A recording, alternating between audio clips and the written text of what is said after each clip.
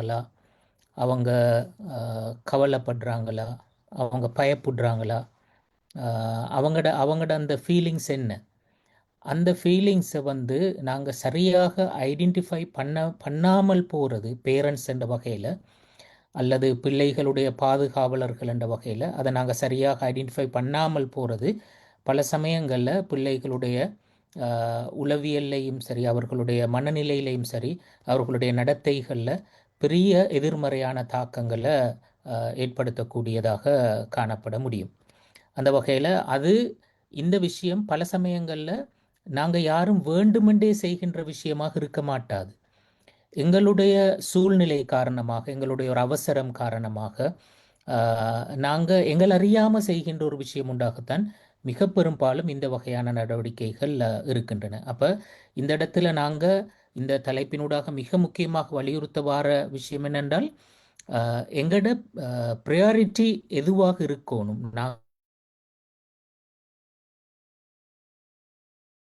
விஷயம் எது என்று சொல்றது தான் உண்மையிலே இவற்றினூடாக மிக முக்கியமாக வலியுறுத்தப்பட நினைக்கின்ற விஷயம். அப்போ இங்கே சொன்ன முதலாவது தவறு வந்து பிள்ளைகளது உணர்வுகளை நாங்கள் சரியாக புரிந்து கொள்ள தவறுதல் என்று சொல்றது. அதை நான் இங்கே ஒரு ஒரு டயலாகூடாக அதை நான் உங்களுக்கு விளங்கப்படுத்துகிறேன். ஒரு உம்மாவுக்கும் ஒரு 4 வயசு மகளுக்கும் இடையில் நடந்த ஒரு டயலாக். அதில் அந்த பேசப்படுகின்ற விஷயங்கள்லிருந்து இந்த தவறு எங்கே நடந்திருக்கிறது என்று சொல்கிறத நாங்கள் புரிஞ்சு கொள்ளையிலும். இதே மாதிரியான நிகழ்வுகளும் உரையாடல்களும் எங்களோட குடும்ப வாழ்க்கையிலையும் வந்து அன்றாடம் நடக்கின்ற விஷயங்கள், நாங்கள் எங்களோட கண்களால் பார்க்கின்றோம், அல்லது நாங்களே இந்த விஷயத்தில் ஈடுபடுகின்றோம். இதை நான் வாசிக்கிறேன், நீங்கள் பாருங்க. எப்படின்னா, ஒரு விடுமுறை நாள், அதாவது ஒரு லீவு நாளில் உம்மா ஒரு கல்யாண வீட்டுக்கு போகிறதுக்கு ரெடி ஆகி கொண்டு இருக்கிறான். இப்போ தனது 4 வயது மகளை தனது சகோதரியின் வீட்டில் விட்டு செல்வதற்கு தான் ஏற்பாடு. அதாவது இவட தங்கச்சிட வீட்டில் இவக்கு இருக்கிற 4 வயசு மகள் விட்டுட்டு இவ கல்யாண உடனுக்கு போகிறதுக்கு ரெடியாரா. ஆனால் மகளுக்கு வந்து அதில் விருப்பம் இல்லை. உம்மா இவ அங்கே சாட்சி வீட்டில் விட்டுட்டு போகிறது என்று சொல்கிறது இவக்கு விருப்பம் இல்லை. அப்போது மகள் உம்மா பார்த்து என்ன சொல்கிறான்னு பாருங்கள். உம்மா, நீங்கள் போக வாணும், வீட்டில் இருங்கோ, எனக்கு சாட்சி வீட்டுக்கு போகிறது கேளா என்று சொல்கிறான். அப்போ உம்மா சொல்கிற பதில பாருங்க. அவ சொல்கிறா, அப்படி ஏலவே மகள், எனக்கு கல்யாண வீட்டுக்கு போகணுமே, நீங்கள் சாட்சி வீட்டில் இருங்கோ. உம்மா உறுதியாக சொல்கிறா, நீங்கள் சாட்சி வீட்டில் இருங்க, எனக்கு கல்யாண வீட்டுக்கு போகணும், அப்படியே இல்லை புகையிலான்னு சொல்லலாம்.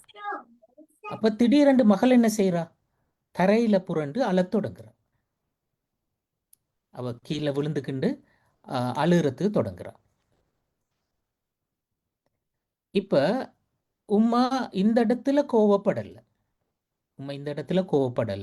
அவ தரையில் விழுந்து அழுகிறதோட உம்மா அவ கொஞ்சம் இறக்கத்தோட, மகள், உங்களுக்கு சாட்சி வீட்டுக்கு போகிறதுக்கு விருப்பம் தானே, இன்றைக்கு ஏன் போகலான்றீங்க என்று மெதுவாக கிட்ட வந்து குனிந்து அவ பிள்ளைகிட்ட கேட்குறான். அப்போ அவள் அந்த இடத்துல கோவப்படாமல் அந்த உங்களுக்கு சாட்சி விட்டு போகிறதுக்கு விருப்பம் தானே, இன்றைக்கு என்னத்துக்கு போகலான்னு சொல்கிறீங்க என்று சொல்கிற அந்த காரணத்தை கேட்குற. அப்போ மகள் சொல்கிறத பாருங்க. அன்றைக்கு சாட்சி விட்டுக்கு போன நேரத்தில் சமீர் எனக்கு என்ன பேக்கில் போட்டு ஊத்தலொரியில் வீசுறேன்னு சொன்னேன் என்று அவ கண்களில் நீர் மல்க அழுது கொண்டு சொல்கிறா, கவலையோடு சொல்கிறா. சமீர் என்று சாட்சி விட்டுலிக்கிற சாட்சிட மகன்.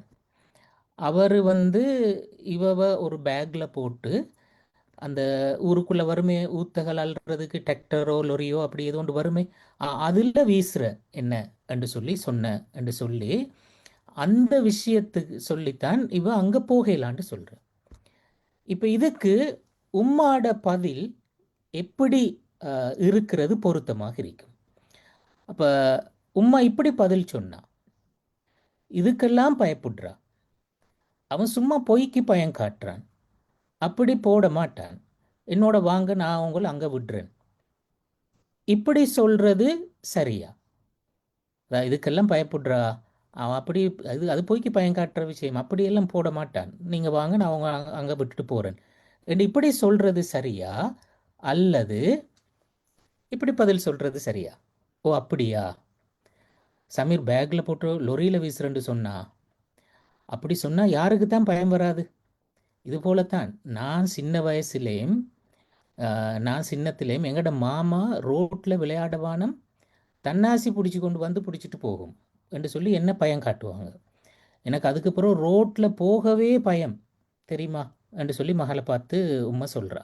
அவக்கு நடந்த அந்த ஸ்டோரியை வந்து மகளுக்கிட்ட சொல்கிறேன்.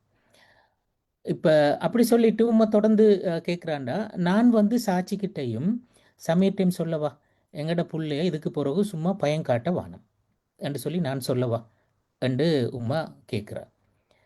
இந்த இப்படி சொல்றது சரியா? இப்போ முதலாவது பதில் சரியா, இந்த ரெண்டாவது பதில் சரியா? இந்த முதலாவது பதிலுக்கும் ரெண்டாவது பதிலுக்கும் என்ன வித்தியாசம்? இங்கே தான் நாங்கள் புரிஞ்சு கொள்ள வேண்டிய ஒரு முக்கியமான விஷயம் இருக்கிறது. பிள்ளைகளோட உணர்வுகளை நாங்கள் சரியாக புரிஞ்சு கொள்ளணும் என்று சொல்கிறது. அந்த புள்ள புகை வேளாண்டு சொன்னது அது வெறுமனே ஒரு ஒரு ஒரு பிடிவாதம் என்று சொல்வது அல்ல. நாங்கள் சில சமயங்களில் எடுத்தோடனே அது ஒரு பிடிவாதமாக பார்ப்போம், அல்லது எங்களை ஏதோ பழி வாங்குறதுக்கு ஒரு ஒரு உரிய ஒரு விஷயம் உண்டாக நாங்கள் பார்ப்போம். இந்த பிள்ளையே இப்படித்தான் தொடர்ந்து எப்போவுமே டிஸ்டர்பாக தான் இருக்கிற என்று சொல்கிற மாதிரி நாங்கள் பார்ப்போம். அப்படி இல்லை, அதுக்கு பின்னால் அந்த புள்ள அந்த அழுது கொண்டு தான் சொல்கிற, கண்ணீர் மல்கத்தான் சொல்கிறா, என்னை வந்து இப்படி ஒரு பேக்கில் போட்டு வீசுறேன்னு சொன்னேன் என்று சொல்லி. அப்போ அந்த வார்த்தைகளுக்கு பின்னால் உள்ள அந்த உணர்வு என்ன என்று சொல்கிறத நாங்கள் புரிஞ்சு கொள்ளணும். அவக்கு இருக்கிற ஒரு பயம்.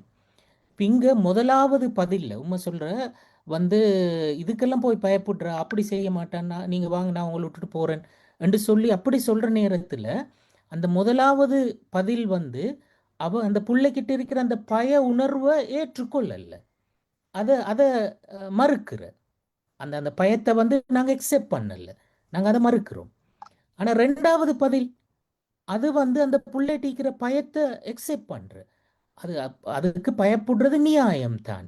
எனக்கு கூட அது அப்படி பயம் வந்திக்குது, என்ன கூட அப்படி பயமுறுத்திக்கிறாங்க, எனக்கு அதுக்கப்புறம் ரோட்டில் போகிறதுக்கே பயமாக இருந்தது என்று சொல்லி உங்களுக்கு மாதிரியே எனக்கும் பயமிக்கிற. அப்போ பயம் என்று சொல்கிறது உங்களுக்கும் எல்லாருக்கும் வரக்கூடியது தான் என்று சொல்லி அந்த பயத்தை வந்து அங்கே அந்த பிள்ளையோட பயத்தை அதை அங்கீகரிக்கிற, அதை ஏற்றுக்கொள்கிற. இதுதான் முதலாவது பதிலுக்கும் ரெண்டாவது பதிலுக்கும் இடையில் உள்ள வித்தியாசம். அப்போ இங்கே நடக்க வேண்டிய விஷயம் உண்மையிலே என்ன என்றா, அந்த உணர்வை புரிந்து கொள்ளுதல் என்று சொல்றதனுடைய மீனிங் என்ன என்றா, அந்த புள்ளையினுடைய அந்த உணர்வை நாங்கள் எக்ஸெப்ட் பண்ணுறது. அது அந்த புள்ள பயந்து இருக்கிறது, அது ஒரு பயத்தோடு தான் அப்படி அது அடம் பிடிக்கிறது, தரையில் விழுந்து அழுததும் சரி, அதுக்கு அதை நாங்கள் இறக்கத்தோடு கேட்ட நேரத்தில் அந்த காரணத்தை தெளிவாக சொல்கிறோம். அப்போ அந்த காரணத்தை சொல்கிற நேரத்தில் தான் நாங்கள் அதை புரிஞ்சு கொள்கிறோம். ரைட், அந்த பிள்ளைக்கு ஒரு பயம் ஒன்று இருக்கிறது என்று சொல்கிறது. இப்போ இந்த இந்த வகையான இந்த வயசு பிள்ளைகளுக்கு வந்து இது வளர்ந்த ஆக்களுக்கு இது ஒரு இஷ்யூ இல்லை. இதை நாங்கள் எங்களோட அறிவு மட்டத்தில் நின்று தான் அதை பார்ப்போம். அப்போ எங்களுக்கு வந்து அது வந்து ஒரு ஒரு பயம் உண்டல்ல, அது அது அது பொய்க்கண்டு சொல்லி எங்களுக்கு தெரியும், அப்படி யாருமே செய்ய போறலன்னு எங்களுக்கு தெரியும். அப்போ எங்களுக்கு அது பயமாக இருக்க மாட்டாது. ஆனால் அந்த வயசு பிள்ளைக்கு அது பயம். அந்த அந்த அந்த வார்த்தைகள் வந்து கடுமையான பயமாக இருக்கும். அப்படி யாருமே செய்ய போறலன்னு சொல்லி அந்த அந்த பிள்ளைக்கு அது விளங்காது, அப்படி அப்படி நடந்துருமோ என்று சொல்லி ஒரு பயம் ஒன்று வரும். இப்போ சில சமயங்களில் வந்து அந்த அதாவது சில அதாவது இப்போ நீங்கள் இப்படி ஒரு விஷயம் அவதானித்து பார்த்துருப்பீங்கன்னா, இப்போ அந்த சின்ன வயசில் சில நீங்கள் கனவு கண்டிப்பீங்க, அல்லது உங்களோட புலகளோ அல்லது உங்களுக்கு உங்களோட தம்பி தங்கச்சிமாரோ சின்ன வயசில் கனவு கண்டு அழுது இருப்பார்கள். எப்படி சொல்லியண்டா, உண்மை இல்லை, வாப்ப இல்லை, வாப்ப பெய்த்து எங்கேயோ என்று சொல்லி அப்படி அந்த மாதிரி சொல்லி கனவு கண்டு அழுதிப்பாங்க. அவங்களுக்கு அந்த கனவு வந்து அந்த அந்த கனவுல அவங்க பயந்த அந்த பயம் அவங்களுக்கு தொடர்ந்து இருக்கும். தொடர்ந்து இந்த வெளிச்சத்துக்கு போறவும் அழுது கொண்டே இருப்பார்கள். அதாவது கனவுல அவங்க கண்டிப்பாங்க எங்கேயாவது ஒரு பொது இடத்துக்கு பெய்த்த நேரத்தில் திடீரென்று உம்மா எங்கே பெய்த்தன்னு தெரியா, அல்லது பாப்பா எங்கே பெய்த்தன்னு தெரியா, என்று சொல்றது அவங்களுக்கு அது ஒரு மிகப்பெரிய அச்சம், மிகப்பெரிய ஒரு பயம்.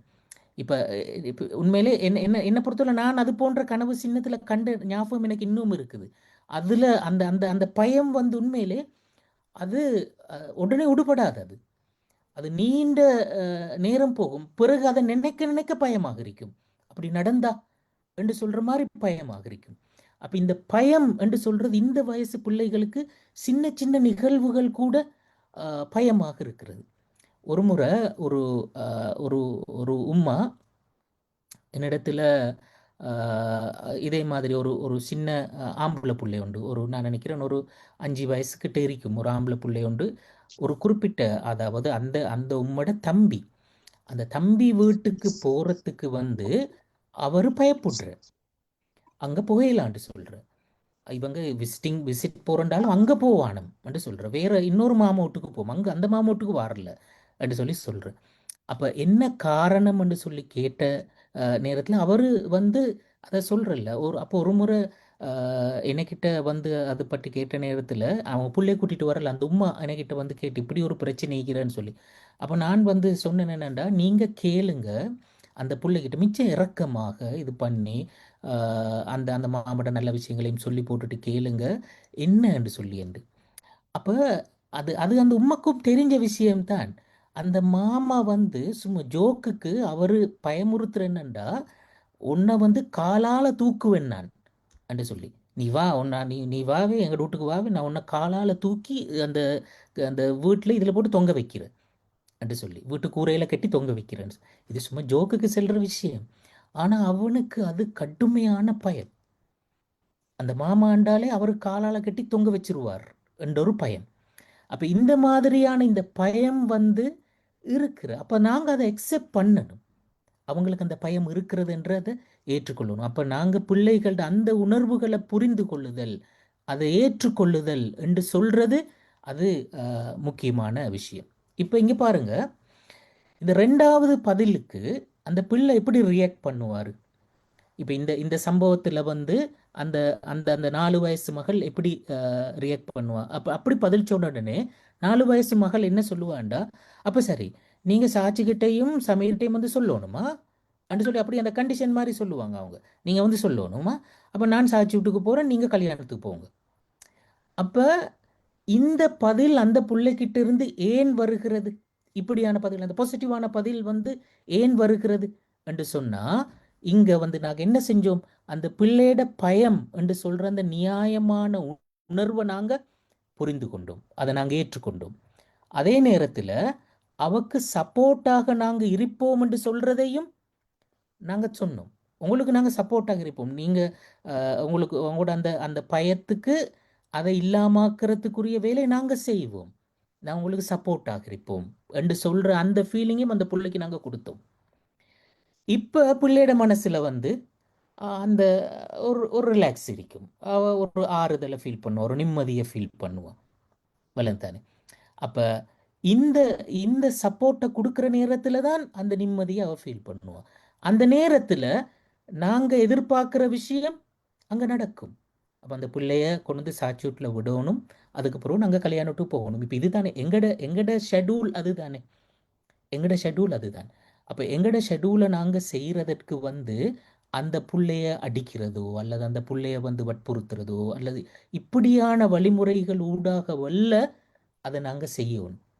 அந்த புள்ளையோட இறக்கமா பேசி அந்த புள்ளையோட பிரச்சனையை விளங்கி அதுக்கு சொல்யூஷன் கொடுத்து தான் எங்களோட வேலையை நாங்க செய்யணும். இதுதான் சரியான பிள்ளை வளர்ப்பு என்று சொல்றது.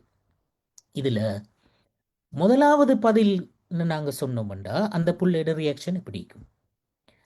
அப்ப அந்த நேரத்துல மிக பெரும்பாலும் பாருங்க இந்த மாதிரி வார்த்தைய உங்களோட நிறைய பிள்ளைகள்கிட்ட சிலவேளை நீங்க கேட்டிருப்பீங்க. எப்படி சொல்லுவோம் உங்களுக்கு ஒன்றும் விளங்குறல்லேன்னு உண்மை என்று சொல்லுவாங்க. அதுவும் வந்து அழுது கொண்டு அழுகையும் கோபமும் கலந்துதான் சொல்லுவாங்க இந்த மாதிரி ஒரு வார்த்தை உங்களுக்கு ஒன்றும் விளங்குறல்ல என்று சொல்லி என்று. அப்ப அவங்கட அந்த அவக்கு அந்த பயம் என்று சொல்றத விளங்கி கொள்ளாம நீங்க அப்படி செய்ய மாட்டேன்னு சொன்னா அதை எப்படி நம்புற இந்த புள்ள ஏண்டா அது உம்மகிட்ட சொல்லல வந்து அந்த பேக்ல போட்டு லொரியில வீசுறேன் இவகிட்ட தானே சொன்னேன். இவங்க தானே தனியே இருந்து விளையாட போறாங்க. அப்ப இவங்க தனியிருந்து விளையாட போற நேரத்துல அப்படி நடந்தா உம்மா கல்யாணத்துக்கே போய்த்திருக்கிறா, அப்ப என்ன தாரு பாக்குற அந்த அந்த பயம் அந்த புள்ளைகிட்ட இருக்கிற. அப்ப அந்த அந்த கோவத்தையும் அந்த கவலையையும் தான் அழுகையோட கோவத்தோட உங்களுக்கு ஒன்றும் விளங்குறல்ல உம்மி என்று சொல்லுவாங்க அவங்க. விளந்தானே? இப்போ இப்போ இருக்கிற பொருள் இதை விட அட்வான்ஸாக சொல்லுவாங்க. அப்போ அதே நேரத்தில் தொடர்ந்தும் சாட்சியத்துக்கு போக மாட்டேன்னு சொல்றதுல பிடிவாதமாகவும் இருப்பாங்க. விளந்தானே? அப்போ அந்த முதலாவது பதிலுக்கு எப்படி ரியாக்ட் பண்ணுவாங்க, ரெண்டாவது பதிலுக்கு எப்படி ரியாக்ட் பண்ணுவாங்கன்னு சொல்லி. இப்போ இங்கே இந்த ரியாக்ஷன் வரதுக்கு காரணம் என்ன? இங்க முதல் நிலைமைக்கு மாத்தமாக வந்ததுதான் காரணம். இங்க பிள்ளையோட அந்த நியாயமான உணர்வை நாங்க புரிஞ்சு கொள்ளல. அதான் காரணம். அப்ப இங்க வந்து நடக்கிற இப்படி இந்த முதலாவது பதில்ல நடக்கிற முக்கியமான நெகட்டிவ் விஷயம் என்ன தெரியுமா? முக்கியமான நெகட்டிவ் என்ன தெரியுமா? பிள்ளைக்கு வந்து இப்படி ஒரு ஒரு ஒரு யோசனை வரும். பிள்ளை என்ன நினைக்குமெண்டா, அப்ப நான் பயப்படுறது பிள்ளைய உம்மை உம்மை வந்து அந்த பயத்தை தானே அங்க மறுத்த. அவ அவ பயப்படுற அந்த அந்த பயம் என்று சொல்றத ஏற்றுக்கொள்ளல. அது இதுக்கெல்லாம் பயப்படுறா. இது இது அப்படி அப்படி நடக்காது என்று சொல்லி அந்த பயம் அந்த பிள்ளையோட பயமன்ற உணர்வை உம்மா முதலாவது பதில்ல மறுத்த தானே. அப்ப இவ யோசிக்கிறேன்னாண்டா அப்ப பயப்படுற பிள்ளையோ, ஆனா எனக்கு பயம் வருதே, எனக்கு பயம் வருது. ஆனா இதுக்கெல்லாம் பயப்படுறான்னு உம்மா கேட்குற, அப்ப பயப்படுற பிள்ளையோ. அப்ப என்கிட்ட எனக்கிட்ட தானே சரி ஒரு குறை உண்டு இருக்குமோ. அப்ப அதனால தான் எனக்கு இந்த பயம் வருது. எனக்கிட்ட இருக்கிற ஒரு ஒரு சாதாரணமா இப்படி சொன்னா பயப்படப்படாது. ஆனா எனக்கு பயம் வருது. அப்ப எனக்கிட்ட என்ன சரி ஒரு குறையோண்டு இருக்கணும். அதனால தான் இந்த பயம் வருது. இப்படியெல்லாம் யோசிச்சு அந்த புள்ள என்ன செய்யும்? குழம்பி போகும் உண்மையிலே.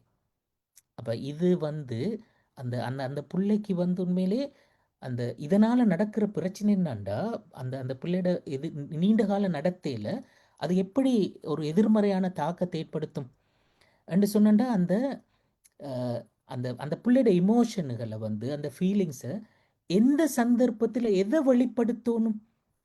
அதாவது சந்தோஷப்பட வேண்டிய இடம் எது? கவலைப்பட வேண்டிய இடம் எது? கோவப்பட வேண்டிய இடம் எது? பயப்பட வேண்டிய இடம் எது? என்று சொல்றதுல வந்து ஒரு ஒரு ஒரு குழப்பம் உண்டு அந்த புள்ளைக்கு இருக்கும். அப்ப நிறைய இடங்கள்ல ஒரு ஒரு பிறழ்வான நடத்தையை தான் வெளிப்படுத்தும் அது. அப்ப நாங்களும் கூட சில சமயங்கள்ல டிஸ்டர்ப் ஆகும். ஒரு பொதுவான இடத்துல வந்து சந்தோஷப்பட கூடாத ஒரு இடத்துல சந்தோஷப்படும் அது. கவலைப்படக்கூடாத ஒரு இடத்துல வந்து கவலைப்படும். கோவப்படக்கூடாத ஒரு இடத்துல கோவப்படும். பயப்படக்கூடாத ஒரு இடத்துல பயப்படும்.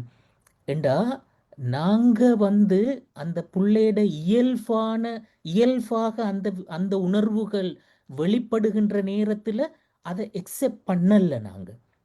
அப்ப அந்த புள்ளைக்கு வந்து ஒரு குழப்பம் ஏற்படுகிறது. எந்த நேரத்துல எதை வெளிப்படுத்துறேன்னு சொல்றதுல ஒரு குழப்பம் கொண்டு வருகிறது. இது இது அவங்களோட நடத்தையில நிறைய சிக்கல்களை கொண்டு வருவதற்குரிய ஒரு ஒரு விஷயம். அப்ப இது வந்து நாங்க கவனத்துல கொள்ள வேண்டிய ஒரு முக்கியமான விஷயம். இந்த சம்பவத்துல தவறு நடக்க முடியுமான இன்னொரு சந்தர்ப்பமும் இருக்கிறது. அது எது என்றா, அந்த புள்ள தரையில புரண்டு அழுகின்ற நேரத்துல. தரையில புரண்டு அழுகின்ற நேரத்துல சில சமயங்கள்ல நாங்க என்ன செய்வோம்? 2 அடிய போட்டு பலாத்காரமாக அந்த புள்ளைய கூட்டிட்டு போய் சாட்சி வீட்ல விட்டு போட்டு நாங்க கல்யாணத்துக்கு போயிருவோம்.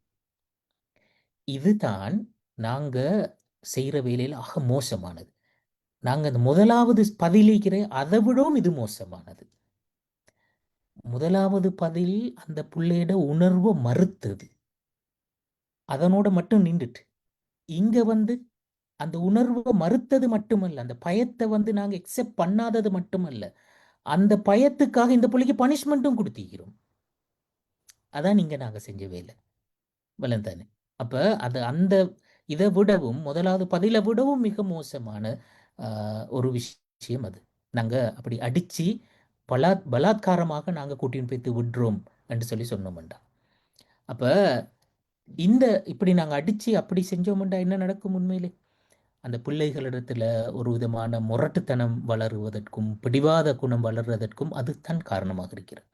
பொதுவாக நாங்க அந்த பிள்ளைகள் முரண்டு பிடிக்கிற நேரத்தில் நாங்களும் அதே அளவுக்கு முரண்டு பிடிக்கிறோம் என்று சொன்னா, நாங்களும் அதே அளவுக்கு ரியாக்ட் பண்ணுகின்றோம் என்று சொன்னா, அது அவங்களிடத்துல அந்த முரட்டுத்தனத்தை வளர்த்து விடுறதற்கான ஒரு முக்கியமான ஒரு காரணம் உண்டாக இருக்கும்.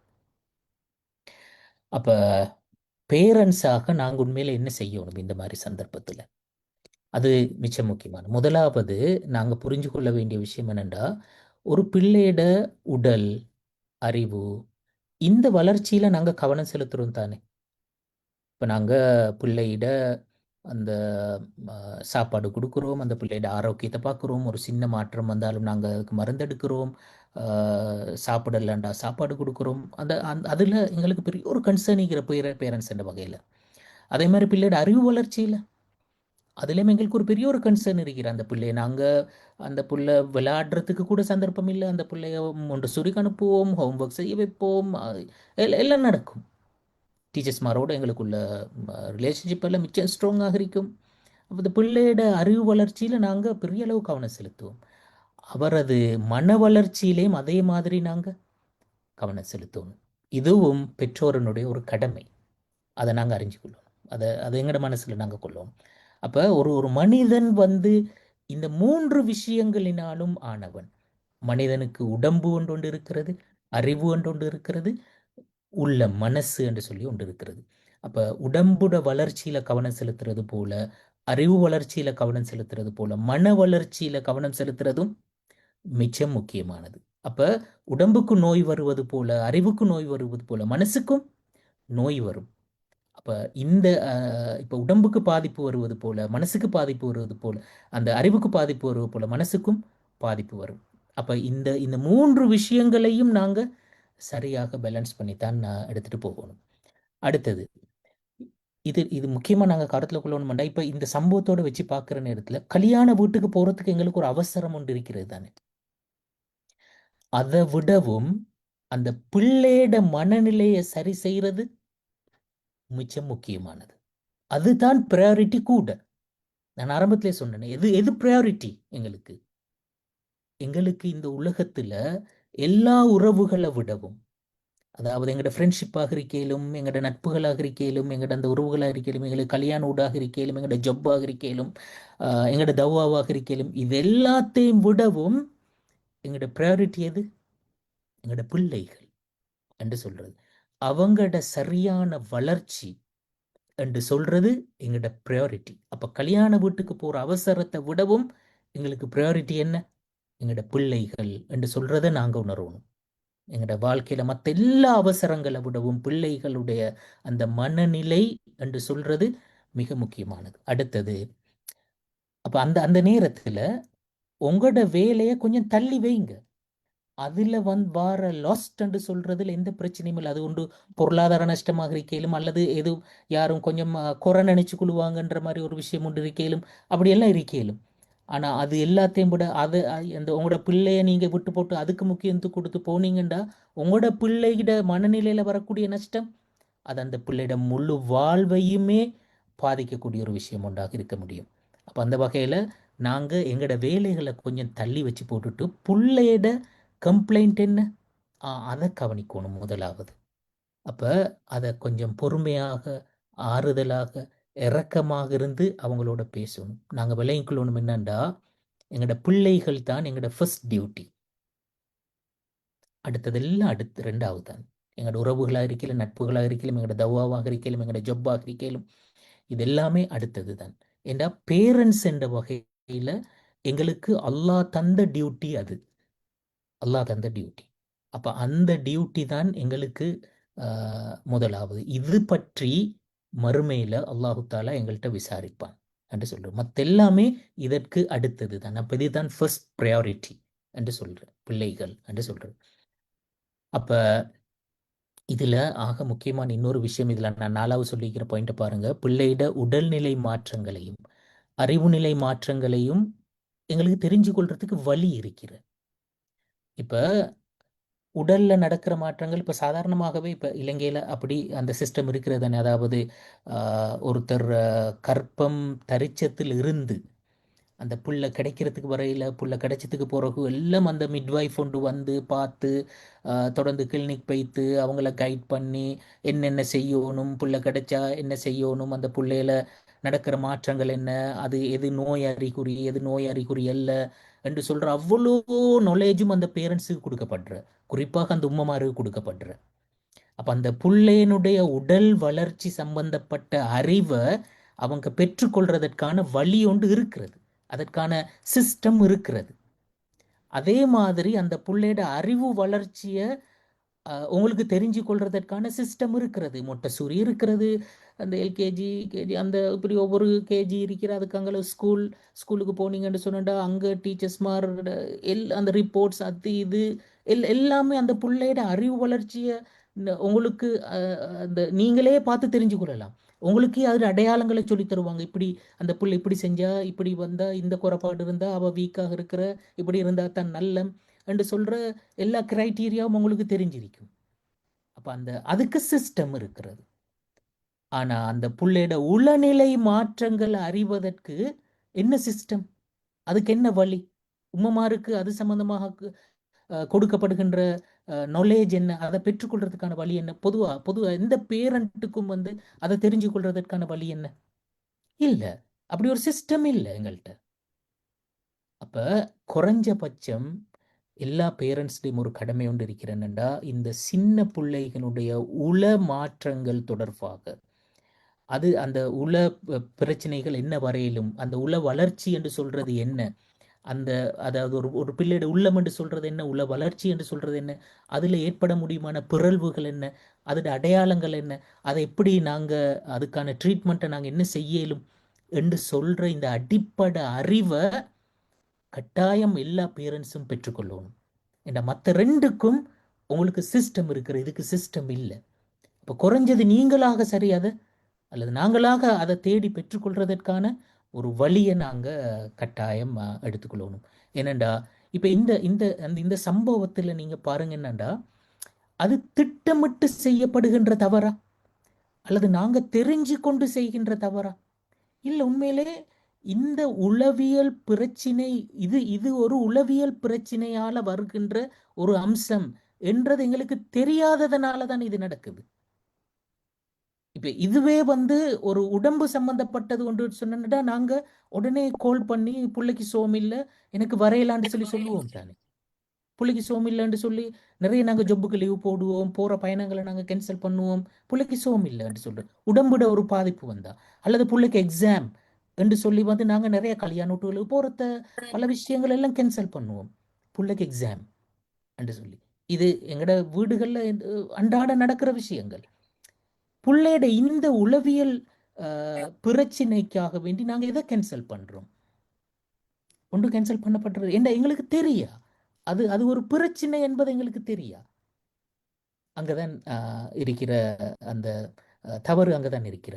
அப்ப கட்டாயம் நாங்க இதை தெரிஞ்சு கொள்றதற்கான ஏதோ ஒரு வழிவகை எங்களுக்கு வேணும். அப்ப இது பேரண்ட்ஸாக நாங்க கவனம் செலுத்த வேண்டிய ஒரு முக்கியமான ஒரு விஷயம். இதனோடு ரிலேட்டடான ஒரு ஒரு சம்பவம் என்று சொல்ற பாருங்க. இது ஆக்சுவலா நடந்த ஒரு சம்பவம் உண்டு. அதாவது ஒரு ஒரு வாப்பா மகளும், சின்ன மகள், அதுவும் ஒரு 4 வயசு 5 வயசு மகள் தான். மகள் ஒரு நாள் வந்து கேட்ட வாப்பாட்ட, நாங்கள் பேட்மிண்டன் விளையாடுவோமான்னு சொல்லி. அப்போ வாப்பா சொன்னார், இந்த கேள மகள், நாளைக்கு விளையாடுவோம். அப்போ மகளுக்கும் இப்போ டைம் ஒன்று கொடுத்த தானே, நாளைக்கு விளையாடுவோம்னு சொல்லி. ரைட். அப்போ உண்மையில் அடுத்த நாள் விடிஞ்சதுக்கு பிறகு அந்த பேட்மிண்டன் என்று சொல்கிற சப்ஜெக்டை வாப்பா மறந்துட்டார், மகளும் மறந்துட்டாங்க. இப்போ வாப்பட வேலையில் இருக்கிறார், மகள் வந்து நீ அவ விளையாடிட்டு இருக்கிறார். திடீரென்று மகளுக்கு ஞாபகம் வருது, பாப்பா வந்து பேட்மிண்டன் விளையாடுறேன்னு சொன்னேன், என்னோட பேட்மிண்டன் விளையாடுறேன்னு சொன்னேன். அது ஞாபகம் வந்துட்டு அவக்கு. எப்ப ஞாபகம் வந்துட்டு? சரியா லொஹருக்கு பாங்கு சொல்ற நேரத்துல. அப்ப இப்ப இப்ப வாப்பா லொஹரு பாங்கு சொல்லக்குள்ள அவர் பள்ளி பொறுத்து ரெடி ஆகுறாரு. மகள் வந்து சொல்ற, வாப்பா பேட்மிண்டன் விளையாடுறேன்னு சொன்னேன் நீங்க நேத்து, வாங்க விளையாடும் இப்ப, வாங்க வாங்க கையை பூட்டால புட்டிச்சு இழுத்து வாங்க வாங்கன்னு சொல்லி அவ. அப்ப வாப்பா அவ சொல்லிக்கிறாரு, என்னடா இது ஆக்சுவலா நடந்த சம்பவமா? அவர் சொல்லிக்கிற, இல்ல மகள் பாருங்க இப்ப வாங்க சொல்லிட்டேன், இப்போ விளையாட டைம் இல்லை, நம்ம பள்ளி போகணும் என்று சொல்லி சொல்லிக்கிறோம். மகளுக்கு கோவம் வந்து கீழே விழுந்து கத்தி பெறல்றா. அப்போ அப்படி பெறல்ற நேரம் தான் இவருக்கு கொஞ்சம் சுருக்கன்னு சொல்லி, இதுனாட்டே இவ்வளோ ரியாக்ட் பண்ணுறாவே அப்போ அதுக்கு அவ. அப்போ உடனே என்ன செஞ்சான்னு சொன்னண்டா, மெதுவாக அந்த மகளுக்கிட்ட அப்படி உட்கார்ந்து சொன்ன, மகள் மன்னிச்சு கொள்ளுங்க, இப்படித்தான் நானும் மறந்த நீங்களும் மறந்த, இப்போ இப்போ வாங்க சொல்கிறேன், இப்போ வாங்க சொல்கிறேன்டா நான் பள்ளிக்கு கட்டாயம் போத்தானே வேணும். பள்ளி போயிட்டு வந்த உடனே நாங்க 2 பேரும் விளையாடும். போயிட்டு வந்த உடனே 2 பேரும் விளையாடும். நீங்க அந்த பேட்மிண்டன், அந்த பேட்ட வந்து அந்த அந்த பூ எல்லாம் ரெடி பண்ணி வைங்க. நாங்க 2 பேரும் வந்த உடனே விளையாடுவோம்ன்னு சொல்லிட்டு, அப்ப அவ ஓகே நான் ரெடி பண்ணி வைக்கிறேன்னு சொல்ல, இப்ப ஒரு பள்ளி போயிட்டா. பள்ளி போயிட்டு வரக்குள்ளே அவ வாசல்லே எல்லாம் ரெடி பண்ணி வச்சு கொண்டு இருக்கிறா. அப்ப இனி அவரு அவவோட கிட்டத்தட்ட ஒரு 1/2 மணி நேரத்துக்கு மேல அத விளையாடிட்டு தான் அடுத்த வேலைக்கு போனார். அப்ப பாருங்கண்டா, இந்த இடத்துல வந்து அந்த புள்ளையோட ஆசை. அந்த ஆசைய வந்து அத அங்க புரிஞ்சு கொள்ளணும். அவ அந்த நேத்திலிருந்து அந்த அந்த உணர்வு இருந்திருக்கிறா. ஆனா ஏதோ காரணத்தால மறைஞ்சிட்டு, ஞாபகம் வந்த உடனே அவக்கு அது பெரிய சந்தோஷம். இன்னைக்கு வாப்பா என்னோட விளையாடுறேன்னு சொன்ன அந்த சந்தோஷம். அந்த ஆசைய, அந்த சந்தோஷத்த நாங்க ஒரே நிமிஷத்துல உடைச்சு போட்டா எப்படி இருக்கும்? அது ஒரு பெரிய நெகட்டிவான விளைவு ஏற்படுத்தும். அப்ப அந்த வாப்பா அந்த இடத்துல நடந்து கொண்டது நிச்சயம் கவனமாக நடந்து கொண்டு, இது அவரு சொன்ன சம்பவம். அவருடைய வாழ்க்கை நடந்த சம்பவம் அவர் சொன்னதை நான் இந்த இடத்துல உங்களுக்கு பதிவு செய்கிறேன். அப்ப இந்த இந்த மாதிரி நாங்க நடந்து கொள்கின்ற நேரத்துல தான் அந்த பிள்ளைகளோட நடத்தைகள் நீண்ட காலத்துல சீராக அமைய முடியும். அப்ப இது வந்து நாங்க கவனத்துல கொள்ள வேண்டிய முதலாவது விஷயம். அந்த பிள்ளைகளுடைய உணர்வுகளை நாங்க சரியாக புரிந்து கொண்டு அதற்கு ஏற்ப நாங்க நடந்து கொள்ளணும். அதுதான் எங்களோட ப்ரையாரிட்டியாக இருக்கணும், அடுத்த எல்லா வேலைகளையும் விடவும் என்று சொல்றது. அப்ப இது முதலாவது தவறு. நாங்க 2வது தவறுக்கு வருவோம். 2வது தவறு, இது குறிப்பாக பெண் பிள்ளைகள், பொம்பளை பிள்ளைகள் சம்பந்தமாக. பெண் பிள்ளைகள் வந்து உணர்ச்சி பூர்வ தன்மை, அவங்களோட சென்சிட்டிவ்னஸ், சரியான சென்சிட்டிவா இருப்பாங்க. அதை புரிந்து கொள்ள தவறுதல் என்று சொல்றது. பெண் பிள்ளைகள் உண்மையிலே, இது உளவியல் சொல்ற ஒரு அடிப்படையான உண்மை, ஆண் பிள்ளைகளை விட சரியான சென்சிட்டிவா இருப்பாங்க. சின்ன சின்ன விஷயங்களுக்கு எல்லாம் அவசரமாக மனசு பாதிக்கப்படுவார்கள். இது பொதுவாக இது பெண் என்ற அந்த படைப்பின் இயல்பே அப்படித்தான். நாங்க இதுக்கு முந்தியும் ஒரு அமர்வுல உங்களோட பரிமாறிக்கொண்டோம்னு சொன்னா, இந்த கவலை, ஹுசன் என்று சொல்ற விஷயத்த அல்லாஹு தாலா பெண்களை பத்தி பேசுகின்ற நேரத்தில் அவங்களோட கூட தொடர்பு படுத்தி பேசியிருக்கின்றார். ஹத்தலா தஹ்சனி, அவர்கள் கவலைப்படாமல் இருப்பதற்காக இப்படி செய்தோம் என்று சொல்லி அல்லாஹு தாலா சொல்றான். அப்போ அந்த பெண்கள் கவலைப்படுதல் என்று சொல்றது வந்து அது கூட கவலைப்படுவார்கள், அது அவர்களுடைய மனசை கூட பாதிக்கும். அப்ப அந்த சென்சிட்டிவ்னஸை தான் குர்ஆன் அப்படி சொன்னது உண்மையிலே. அப்ப அது அது வந்து அந்த ஆண்களை விடவும் பெண்களை பொறுத்தவரை அந்த சென்சிட்டிவ்னஸ் வந்து ஒப்பீட்டு ரீதியில அதிகமாக இருக்கிறது என்று சொல்றேன். இது பல சமயங்கள்ல பேரண்ட்ஸால சரியாக புரிஞ்சு கொள்ளப்படாமல் போகின்ற சந்தர்ப்பங்கள் இருக்கின்றன. அதுக்கும் ஒரு சம்பவம் உண்டு நான் சொல்றேன். இந்த சம்பவம் எங்களுக்கு அந்த கருத்தை தெளிவாக விளங்கப்படுத்தும். ஒரு வயசுக்கு வந்த ஒரு புள்ள, அதாவது ஒரு 13 14 வயசு, ஒரு பொம்பளை புள்ள. அந்த மகள் வந்து உம்மாட்ட சொல்றா, உம்மா இந்த ஹதீஜாக்கள் என்று சொன்னா, ஹதீஜா அவங்களோட குரூப். இந்த ஹதீஜாக்கள் எல்லாரும் சேர்ந்து பால் போட போறான். பால் போடுறன்ற தெரியும் தானே, எங்களோட ஊர் பாசைகளை சொல்ற அந்த எல்லாரும் சேர்ந்து கூட்டாஞ்சோறு ஆக்குற மாதிரி எல்லாரும் சேர்ந்து ஆக்கி திம்பாங்க. அப்படி அந்த பால் போட போறான். போன தடவை என்னையும் கூப்பிட்ட, இந்த தடவை ஏயோ தெரியா என்ன கூப்பிடல என்று சொல்லி உம்மாட்ட வந்து சொல்றேன். ஹதீஜாட டீம் வந்து அவங்க பால் போட போன தடவை என்னையும் கூப்பிட்டாங்க, இந்த தடவை என்னமோ தெரியும் என்ன கூப்பிடலன்னு சொல்லி. இப்போ அந்த உம்மா பதில் சொல்றத பாருங்க. இதெல்லாம் ஒரு பிரச்சனையா? அவங்க என்ன செஞ்சா எங்களுக்கு என்ன? நீங்க போயிட்டு உங்களோட வேலையை ஒன்றை பாருங்க என்று உம்மா சொல்ற. இப்படி சொல்வதா? இது இப்படி சொல்றது சரியா? அல்லது உம்மா அந்த வீட்டில் சமைச்சு கொண்டு இருக்கிறா அண்டு வச்சுக்கொள்ளுங்களேன், அவட சமையல் வேலையை கொஞ்சம் நிறுத்தி விட்டு மகளிடம் வந்த உம்மா, அப்படியா மகள், உங்களை கட்டாயம் கூப்பிட்டீக்கணும், உங்களை கட்டாயம் கூப்பிட்டீக்கணும், அவங்க ஒரு மிஸ்டேக் விட்டுட்டாங்க, சரி பரவாயில்ல, நாங்கள் வேணுமெண்டா அடுத்த கிழமை எங்கட வீட்டில் ஒரு பால் போடுவோமா, அவங்க எல்லாத்தையும் கூப்பிடுவோம் அப்படி போட்டு. இப்படி உம்மா சொல்றதா? இப்போ பதில் முதல்ல சொன்ன மாதிரி பதில் சொல்றதா, 2வது சொன்ன மாதிரி பதில் சொல்றதா? எப்படி பதில் சொல்றது? இது வெரி கிளியர் எங்களுக்கு. இங்க நாங்க புரிஞ்சு கொள்ற விஷயம் என்ன? எங்கள் பெண் பிள்ளைகள் உணர்ச்சி பூர்வமானவர்கள், சென்சிட்டிவானவர்கள். இப்போ முதலாவது பதில்ல உம்மா 2 தவறுகள் செஞ்சிருக்கிறார். என்ன அந்த 2 தவறுகளும்? தண்ட மகள் அந்த சம்பவத்தால எந்த அளவு மனசு பாதிக்கப்பட்டிருக்கிறார் என்பதை அவ விளங்கி கொள்ளல, அல்லது அவ அதை எக்ஸெப்ட் பண்ணல. அவ அவ மனசு ஹேர்ட் ஆகியிருக்கிறான்னு சொல்றத அவ எக்ஸெப்ட் பண்ணல. அதே மாதிரி அந்த காயத்தை ஆற்றுப்படுத்துறதுக்கும் அவ முயற்சி செய்யல. விளங்குது? அந்த காயத்தை அவ ஹேர்ட் ஆகியிருக்கிற அதுக்கு ஒரு மருந்து போடுற வேலையை செய்யணுமே, ஒரு ஆறுதல் சொல்ற வேலையை செய்யணுமே, அதை செய்யவும் இல்லை. விளந்தானே? இதுக்கெல்லாம் போய்த்து இது பண்றா. அது இந்த உங்களோட வேலையை பாருங்கன்னு சொல்லி அப்படி சொன்னா அந்த அந்த அந்த ஹேர்ட் ஆனதை நாங்கள் எக்ஸெப்ட் பண்ணுறல. முதலாவது சம்பவம் மாதிரியே தான் நாங்கள் இதுக்கு முதலாவது பார்த்தது போலே தான் இது. அப்போ அதை நாங்கள் அதை ஏற்றுக்கொள்ளவும் இல்லை, அதை அதுக்கு மருந்து போடுற வேலை நாங்கள் செய்யவும் இல்லை. ஆனால் 2வது பதில் அப்படி இல்லை, அதை எக்ஸெப்ட் பண்ணின. அது அது உங்களை கூப்பிடாது தவறு தான், அவங்க ஒரு மிஸ்டேக் விட்டாங்க, வேணுமெண்டா நாங்கள் எல்லாரையும் கூப்பிட்டு கொண்டு செய்வோம் அண்டு சொல்லி அப்படி ஒரு அந்த அவக்கு ஒரு ஒரு ஆறுதல் உண்ட கொடுக்கிற மாதிரி ஒரு வார்த்தையும் அவ பயன்படுத்துற. அப்ப முதலாவது பதில் அந்த விட்ட தவறுகள் 2வது பதில்ல நடக்கல. அப்ப நாங்க புரிஞ்சு கொள்ள வேண்டிய விஷயம் இதுல என்ன தெரியுமா? இதுல பெண் பிள்ளைகள் சிறிய விடயங்களுக்கும் மனசு பாதிக்கப்படுவார்கள். நான் ஏற்கனவே சொன்ன மாதிரி அது ஒரு அடிப்படையான ஒரு உளவியல் உண்மை. அல் குர்ஆன் நான் ஏற்கனவே சொன்ன மாதிரி அந்த ஹுசன் என்ற அந்த விடயத்தை அதிகமாக பெண்களோட இணைச்சி சொன்னது அந்த சென்சிட்டிவ்னஸ் குறிக்கிறதுக்கு தான். ட்ரை பண்ணுங்க, இதே எல்லாம் இல்லாத அத உங்களளவு அவர்கள் ஏன் நீங்க வேஸ்ட் ஆக்க டைம், அதெல்லாம் கொஞ்சம் பாருங்க. மைக்ரோஃபோன்களை கொஞ்சம் ஆஃப் பண்ணிக்க சொல்லுங்க. உண்மையிலே இந்த இந்த சென்சிட்டிவ்னஸ் என்று சொல்றது அந்த ஆண் பிள்ளைகளை விட்டு அவங்கள வேறுபடுத்துற ஒரு முக்கியமான ஒரு ஒரு ஒரு காரணி அது. இந்த அளவுக்கு ஆண் பிள்ளைகள் சென்சிட்டிவா இருக்க மாட்டாங்க.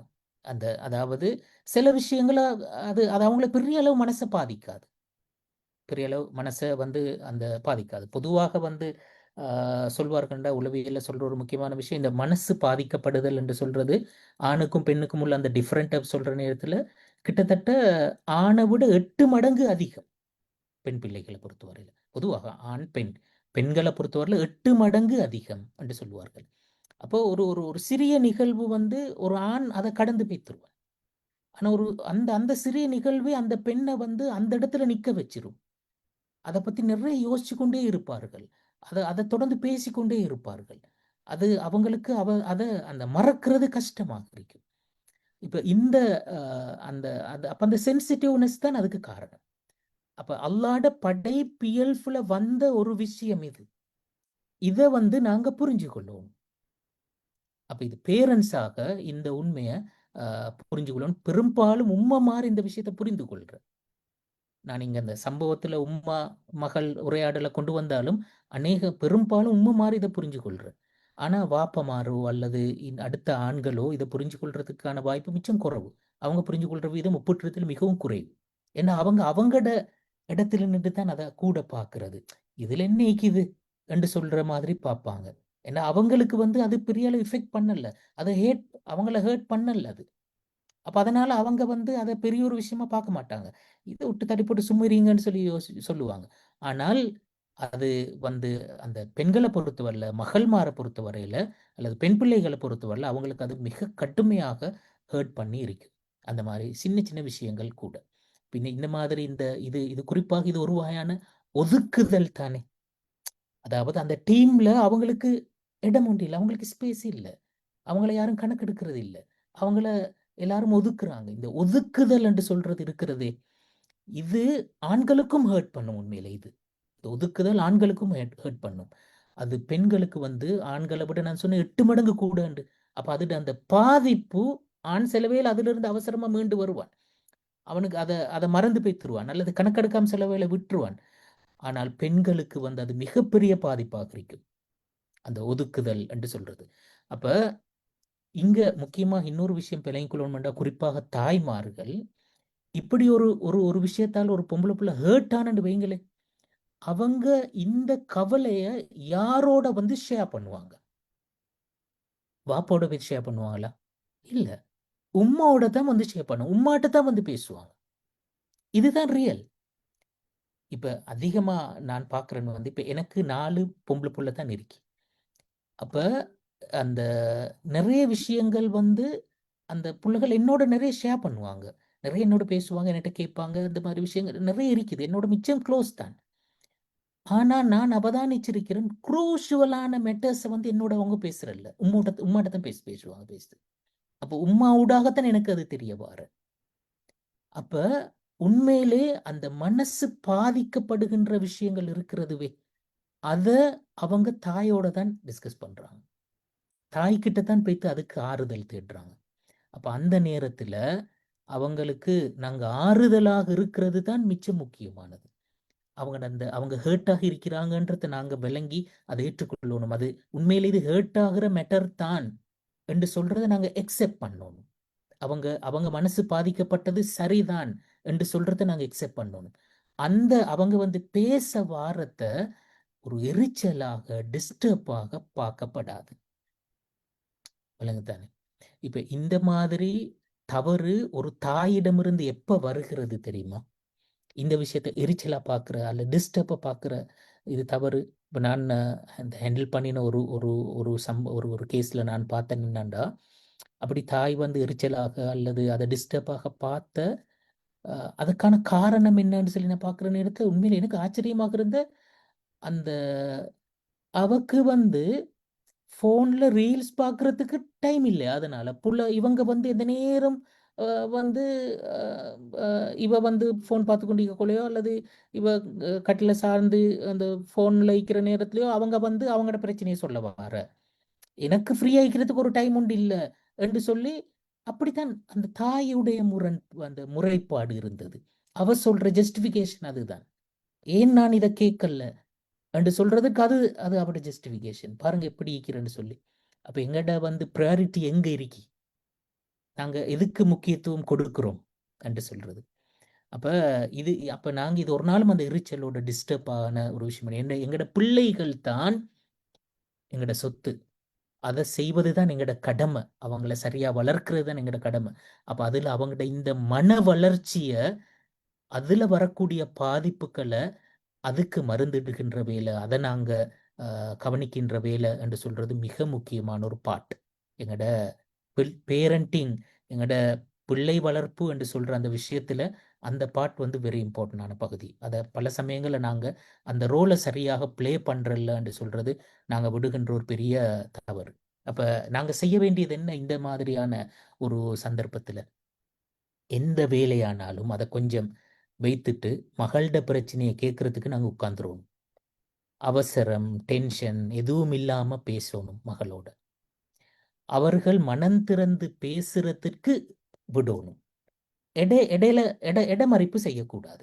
அவ ஒரு விஷயத்த சொல்லுது, நாங்க அதுக்கு விளக்கம் சொல்றதுக்கு இடையில மறிச்சு, இடையில அத கிராஸ் பண்ணிட்டு நாங்க விளக்கம் சொல்றதுக்கு முற்படக்கூடாது. அல்லது மறுப்பு சொல்றதுக்கு முற்படக்கூடாது. அவங்க ஃபுல்லா பேச விடணும். அவங்க மனசு திறந்து பேசுறதுக்கு விடணும். அதாக முக்கியம். அடுத்தது அவங்க ஒரு மனக்குறைய அவங்க ஹர்ட்டான ஒரு விஷயத்த வந்து எங்கள்கிட்ட சொல்ற நேரத்துல, அத ஒரு நாளும் நாங்க ஒரு சந்தர்ப்பமா பயன்படுத்தக்கூடாது. மகள்ட குறைகள் இருக்குமே, அவளோட வீக்னஸ்கள் இருக்குமே, எங்களுக்கு நாங்க தொடர்ந்து காண்ற வீக்னஸ்கள் இருக்குமே, அத சொல்லி காட்டுறதற்கான அல்லது அத ஞாபகப்படுத்தி நோக்கம் சில வேளை நல்ல நோக்கமா தான் நீக்கும்.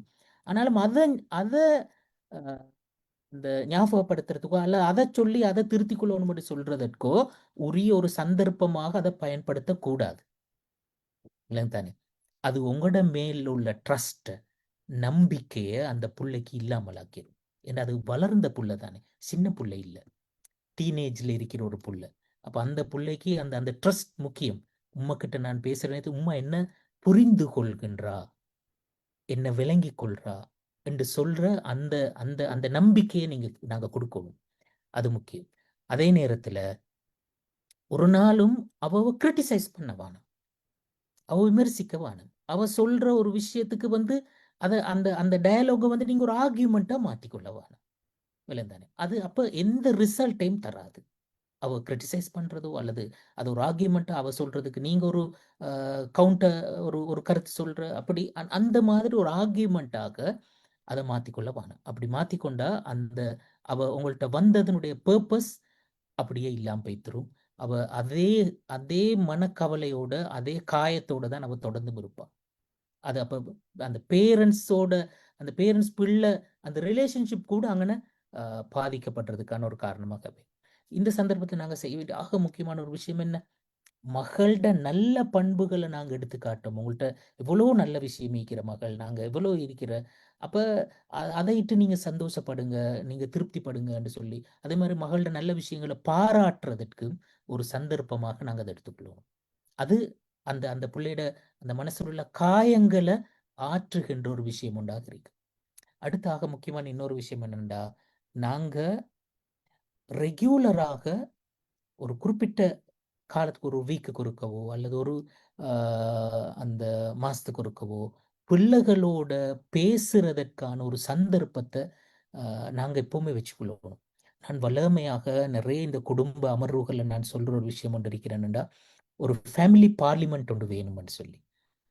அதாவது எல்லாம் வாப்பா உம்மா புள்ளைகள் எல்லாரும் சேர்ந்து உட்கார்ந்து ஒரு ஒரு சின்ன டைம் உண்டு. ஒரு ஒரு ஒரு 1 ஹவர் டைம் உண்டு. வீக்லி நாங்க எடுத்து ஒரு ஒரு ஃபேமிலி பார்லிமெண்ட் ஒன்று நாங்க செய்யணும். நாங்க எல்லா குடும்ப விஷயங்கள் நாங்க பேசணும். ஒவ்வொருத்தரோட தேவைகளை நாங்க பேசணும். அவங்களோட எதிர்கொண்ட பிரச்சனைகளை பத்தி நாங்க பேசணும். அதுகளுக்கு எங்களோட ஆலோசனை நாங்க சொல்லணும். அப்படி ஒரு ஒரு சந்தோஷமான ஒரு கலந்துரையாடலான ஒரு ஒரு ஒரு விஷயம் உண்டாக அப்படி ஒன்று நடக்கும். அப்படி ஒரு ஃபேமிலி பார்லிமெண்ட் சிட்டிங் உண்டு. வீக்லி அல்லது 2 வீக்ஸுக்கு ஒருக்கா அல்லது ஒரு மந்த்துக்கு ஒருக்கா சரி. அப்படியான ஒரு ஒரு ஒழுங்கொண்டு வேணும். பிள்ளைகளோட உறவாடுவதற்கான, மனம் திறந்து பேசுவதற்கான, எங்கட எக்ஸ்பீரியன்ஸை சொல்வதற்கான, எங்கட லைஃப்ல நாங்க அ கண்ட அனுபவங்கள், அதுல நாங்க எடுத்துக்கொண்ட பிரச்சனைகள், எங்கட சக்சஸ், ஃபெயிலியர்கள பத்தி, இதுகள பத்தி பிள்ளைகளோட ஷேர் பண்றதுக்கான ஒரு சந்தர்ப்பமாக நாங்க நிறைய விஷயங்கள் இது இது இப்படி டைம் உண்டு எங்களுக்கு கட்டாயம் தேவை. இது நாங்க செய்ய வேண்டிய விஷயங்கள் ஆக முக்கியமான ஒன்று. இது நான் ஒரு ஒரு லெசனுக்காக இன்னொரு விஷயம் ஒரு ஒரு என்னோட ஃப்ரெண்ட் ஒன்று சொன்ன ஒரு அனுபவம் உண்டு. அதாவது அவருட மகள் வளர்ந்த புள்ள கொஞ்சம் அவ அந்த நிறம் குறைவு. அப்ப அதனால அவட டீம்ல அவ கொஞ்சம் ஒதுக்கப்படுகின்ற நிலைமை ஒன்று இருந்தீக்கு. இதை இந்த வாப்பா உணர்ந்திருக்கிறார். அவ அந்த அவட பிஹேவியர்ல நீங்க ஏன் மகள் அவங்களோட போகல, நீங்க ஏன் அவங்களோட கிளாஸுக்கு போகல, நீங்க என்ன அவளுகள் என்ன சேர்க்கல, நான் போறல அவர்களோட. இப்படி இந்த மாதிரி அவ அந்த ஆன்சர் பண்றத வச்சு இப்ப இவர் ஒரு வேலை செஞ்சாரு என்னன்னா, மகளுக்கிட்ட கொஞ்சம் அந்த அந்த அவர் மகளுக்கு கொஞ்சம் இப்ப ஸ்வீட்ஸ் குடுக்குற நேரத்துல அல்லது பாக்கெட் மணி குடுக்குற நேரத்துல கொஞ்சம் கூட குடுத்தாரு. அவரு சும்மா சொல்றாரு, "உங்களோட ஃப்ரெண்ட்ஸுக்கும் நீங்க என்ன சரி வாங்கி குடுங்க. உங்களோட நீங்க ஐஸ் வந்து குடிக்கிறேன்டா, உங்களோட ஃப்ரெண்ட்ஸுக்கும் வாங்கி குடுங்க." அப்ப அவரு ஸ்வீட்ஸ் கொண்டு குடுப்பாரு, உங்களோட ஃப்ரெண்ட்ஸுக்கும் குடுங்க. என்று சொல்லி அப்படி கொஞ்சம் அப்படியே மோட்டிவேட் பண்ணார். அப்ப அதுக்கு பிறகு பார்த்தார் என்னன்னா, இப்ப இவ வந்து அப்படியான ஒரு இது செய்ய போற நேரத்துல ஒட்டோவா அந்த அந்த டீம்ல இவ ஒதுக்கப்படுற ஆளாக இல்லாம, அவ வந்து ஒரு இம்பார்ட்டன்டான ஒரு ஆள் என்ற மாதிரி ஒரு ஒரு பொசிஷன் மாறிட்டு. அப்ப அந்த புள்ளையோட அந்த அதுக்கு பிறகு அந்த அந்த இருந்த அந்த இறுக்கமான நிலைமை, அவ கோவப்படுற மாரி இருந்த நிலைமை, ஆ அவ கொஞ்சம் கவலையோடு இருந்த நிலைமை மாறிட்டு. அவரு சொல்றாரு. அப்ப அது அவர் ஒரு ஒரு ஷார்ட் பீரியடுக்கு அப்படி ஒரு டெக்னிக் கொண்டு கையாண்டார் என்று சொல்லி அவரு சொன்னாரு. அப்ப இது எங்களுக்கு ஒரு அ அந்த ஒரு லெசன் தான். இந்த மாதிரி நாங்க அந்த புள்ளையோட விஷயத்த புரிஞ்சு கொண்டா, அத எப்படி ஓவர்கம் பண்றேன்னு சொல்றதற்கான ஒரு ஒரு வழியையும் நாங்க கண்டுபிடிக்கணும். அப்ப எங்கட சொசைட்டில வந்து பல காரணங்களால இந்த ஃப்ரெண்ட்ஸுக்கு மத்திகள்ல இந்த ஒதுக்குதல் என்று சொல்ற விஷயம் நடக்குது. அப்படி நடக்கிற நேரத்துல வந்து அதிலிருந்து நாங்க எங்கட புள்ளைகள காப்பாத்தணும். அது ஆக முக்கியமான விஷயம். அப்ப இது நாங்க அ படிச்சு கொள்ள வேண்டிய ஒரு முக்கியமான ஒரு பாடம் என்று சொல்லி நான் நினைக்கிறேன். ஆ இது 2வது விஷயம். நான் நினைக்கிறேன் நாங்க அ இதனோட போதுமாய்க் கொள்வோம். 3, 4வது அடுத்த விஷயங்கள இன்ஷா அல்லாஹ் நாங்க எங்கட அடுத்த அமர்வுகள்ல பார்க்கலாம். நாங்க அடுத்த 3வது பார்க்கோணும், பிள்ளைகள அந்த தரக்குறைவாக ஏசுகின்ற தவறு. அது சம்பந்தமாக இன்ஷா அல்லாஹ் நாங்க அடுத்த அமர்வு பார்ப்போம். இது சம்பந்தமாக உங்களுக்கு எதுவும் கேள்விகள் அப்படி இருந்தால் இன்ஷா அல்லாஹ் நாங்கள் பேசலாம். ஜஸாக்கல்லாஹ். வாஹிர் தவானா அல்ஹம்துலில்லாஹி ரப்பில் ஆலமீன். அஸ்ஸலாமு அலைக்கும் வரஹ்மத்துல்லாஹி வபரகாத்துஹு.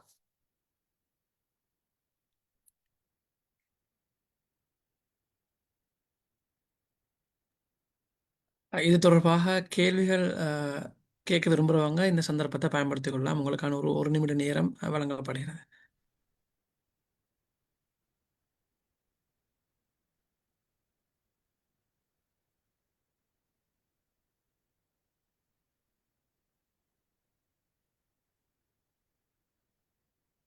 கேள்விகள் எதுவும் இல்லாத பட்சத்தில் நாங்கள் இந்த அமர்வை இத்தோடு நிறைவு செய்து கொள்கிறோம். உண்மையிலே நடைமுறை அனுபவங்களோடு சேர்த்து நடைமுறை வழிகாட்டல்களோடு பிரயோக ரீதியாக நாம் இதனை எங்களுடைய வீடுகளுக்குள்ளால் எப்படி கையாளலாம் என்பது தொடர்பான வழிகாட்டல்களோடு ஒரு பிரயோசனமான ஒரு அமர்வாக இந்த அமர்வு நடைபெற்றது. இன்ஷால்லா இதனுடைய தொடர் எதிர்வரும் வாரமும் இன்ஷால்லா நடைபெற இருக்கிறது என்பதை ஞாபகமூட்டி கொண்டு இதுவரை நேரமும் இந்த அமர்விலே கலந்து கொண்டு அந்த பேசப்பட்ட விடயங்களை கேட்டு பிரயோசனம் அடைந்து உங்கள் அனைவருக்கும் எமது மனமார்ந்த நன்றிகளை தெரிவித்துக் கொள்வதோடு மிகச்சிறப்பாக இந்த அமர்வை வளமை போன்று நடாத்தி தந்த மதிப்புக்குரிய உஸ்தாத் அக்ரம் அப்துல் சமத் அவர்களுக்கும் எமது மனமார்ந்த நன்றிகளை தெரிவித்துக் கொண்டு இந்த அமர்வை இத்தோடு நிறைவு செய்து கொள்கிறோம்.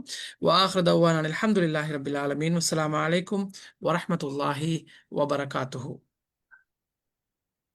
ஜஸாக்கல்லாஹ்.